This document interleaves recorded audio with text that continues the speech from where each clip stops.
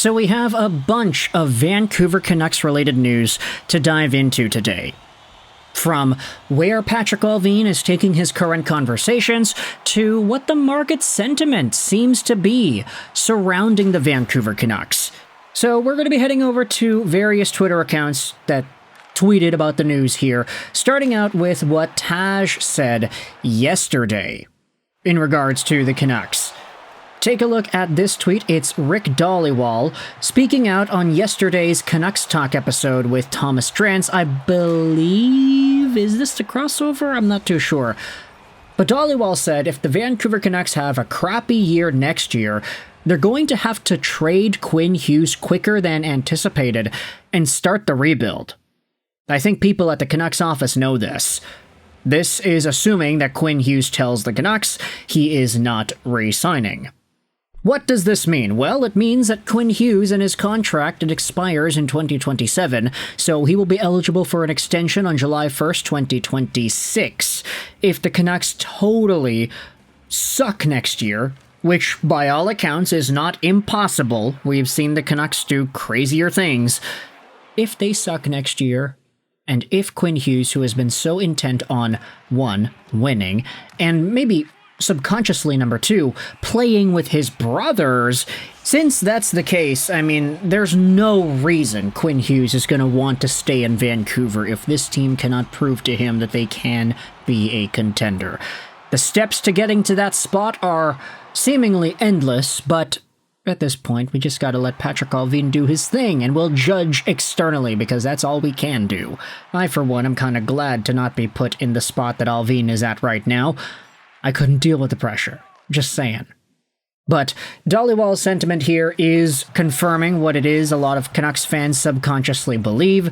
Quinn Hughes' time in Vancouver, while it isn't officially coming to an end, I'd say the odds of him sticking around long-term are like split down the middle. It could really go either way. And that's not great. I mean, 50-50? If you were a casino game, you'd have the highest odds, yeah. But you have a 1 in 2 chance of losing out on the guy. I don't know, that's just kind of how I'm feeling about it. You can let me know your thoughts if you feel it's a little bit more positive or negative in terms of Quinn Hughes' likelihood to stay. But speaking about Rick Dhaliwal, there were a few other things that he went out there and spoke about in regards to the Canucks. Apparently, according to what he had said earlier today, Matt Duchene was Vancouver's #1 free agent target if he had went to July 1st. The Canucks would have went to maybe $5.5 or $6 million a year for 4 years. Now, we had spoken about this yesterday, but Matt Duchene signed for $4.5 in Dallas. He took a crazy discount in order to stay in Texas there.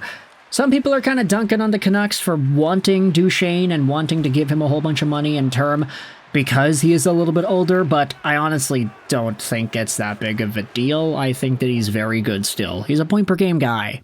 He's not going to be that bad. He's not going to decline so heavily. He's still going to be fine. So, Vancouver swinging big for guys that they wanted. I respect it, especially if it's Matt Duchene. He would have been a great second-line center, or maybe even a first-line center, if we're being honest. This also was tweeted out by Jim Leahy. Dhaliwal spoke on Halford and Brough earlier this morning that Vancouver is just not a destination. And this plays into maybe the Duchene talk.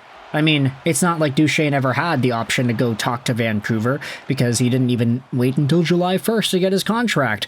But now, when you think about last year, okay, last year the Canucks had a whole bunch of signings. Daniel Sprong, Vinny Desharnais, Danton Heinen, there was another big one, Jake DeBrusk. A lot of guys decided to come to Vancouver after the playoff run that was. But this previous year, everything just fell apart. JT fought with Pettersson. JT got traded. Quinn Hughes is on the cusp of leaving. PD is not himself. Now, this team is in shambles, and it's gotten to the point now where, based off of the agent's sentiments on the radio, it seems like Vancouver is not a destination anymore. And I wanted to use this to piggyback into talks about other teams, because, like, I don't think it's a new trend at all, but this is what happens when teams are good and teams are bad. Like the Florida Panthers, for example. Sam Bennett just said he's not effing leaving. Jordan Belfort style from the Wolf of Wall Street. That guy could get $10 million in the open market. But he's going to re-sign in Florida for what? 7? 7.5? 8? His agent lost all his bargaining power the second he stood up on that stage and said that he's not leaving Florida. Marchand, talking about it in the media. He wants a contract from the Panthers. Aaron Ekblad, okay, he's probably going to leave, but still, guys sign with teams that are good, and they are willing to sign with teams that are good for cheap. Matt Duchene, 4.5. Whatever happens with Sam Bennett, whenever he stays and whenever he re-signs with Florida. Guys take discounts if they know the team is worth taking a discount for. But for Vancouver, they can't even get the player to sign in the first place, let alone try to get him on for a discount. Speaking about guys that they are trying to get back on a discount potentially, Rick Dhaliwal said on Blue Sky as well earlier this morning that the Vancouver Canucks have circled back. They have reconnected with the Pius Suter camp. They're also interested in extending Conor Garland. So, Pius Suter. Okay. Interesting. Now, Suter, we've already seen that he could be getting like $4-something million a year. I kind of wonder, does this Matt Duchene thing taint that Pius Suter contract discussion to a significant capacity? Like, if Duchene got 4.5, do other NHL teams all of a sudden look at Suter and they're like, Duchene got 4.5. We're not going to give Suter 4.5 too. They're not the same caliber of player. Something tells me that if Matt Duchene had went to the market and signed for $6 million like Vancouver would have been willing to offer him, Pius Suter probably would have a higher likelihood of getting that $4+ million price tag that he was looking for, potentially.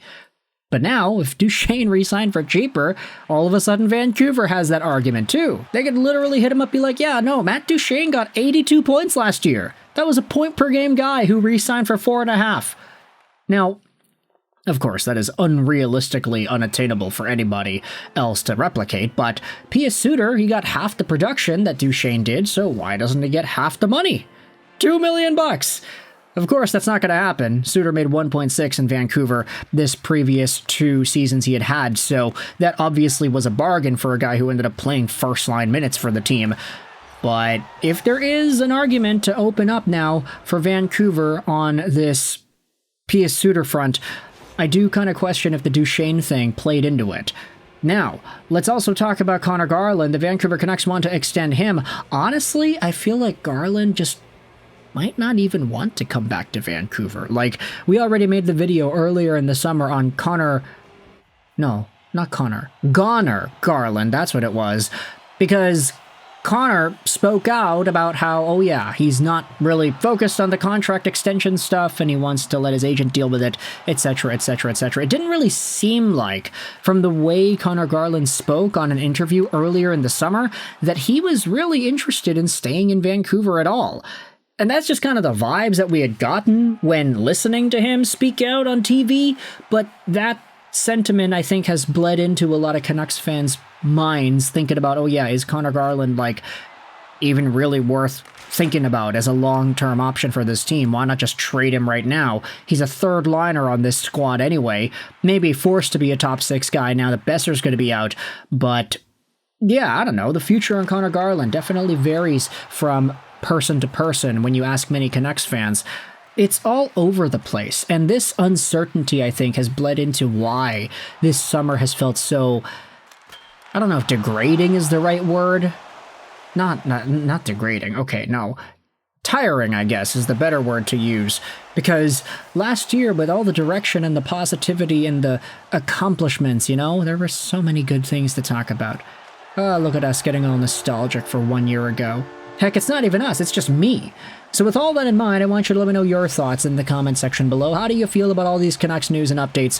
The Quinn Hughes emergency button, the Conor Garland conversation, and Pius Suter as well, potentially being renegotiated with. What are your thoughts on these guys? What do you think on who stays and who goes? Let me know in the comment section all your opinions. I hope you enjoyed this video. Sign on, and bye.